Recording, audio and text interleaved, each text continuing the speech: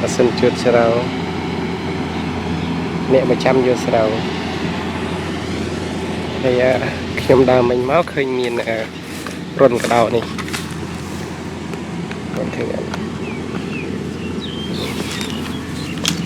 រន្ធកដ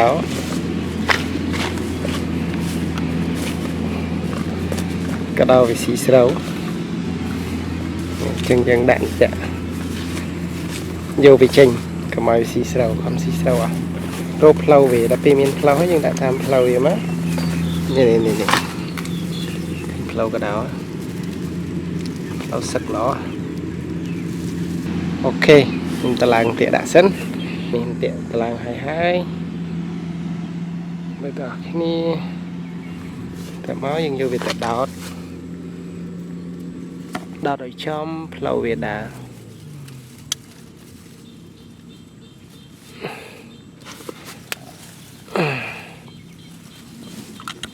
បានរួចជាការស្រេច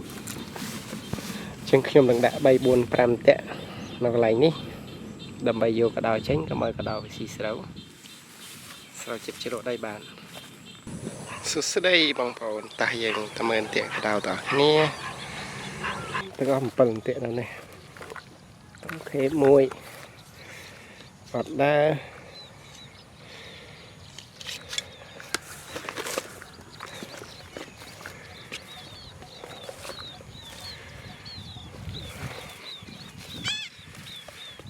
ពីរអត់ដែរ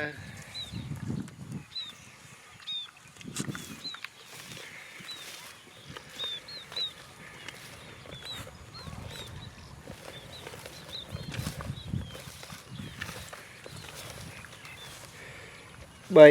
អត់ដែរអាយ៉ាអត់ដែរច្រើននេះ4 2 4 6មួយទៀត7អាយ៉ាជាប់កដោមួយជាប់ពីរតាក់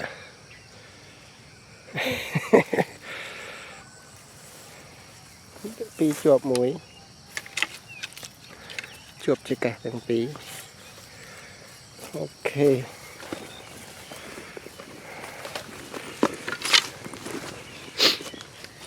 មើលម្ដងទៀតវាជាប់យ៉ាងម៉េចជាប់ជាកេះទាំងពីរអូខេលេងស៊ីស្រាវហើយប៉ុណ្ណេះ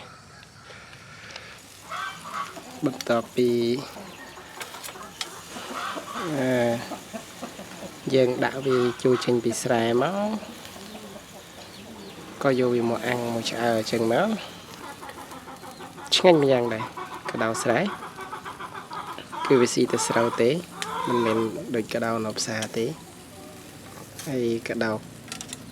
ស្រែនេះគឺជាសត្វមួយប្រភេទដែលស៊ីតែស្រូវស៊ីតែស្មៅយើងអាំងវាមកហើយគ្របវាឲ្យអូខេអរគុណច្រើនក្នុងការទស្សនាវីដេអូនេះហើយ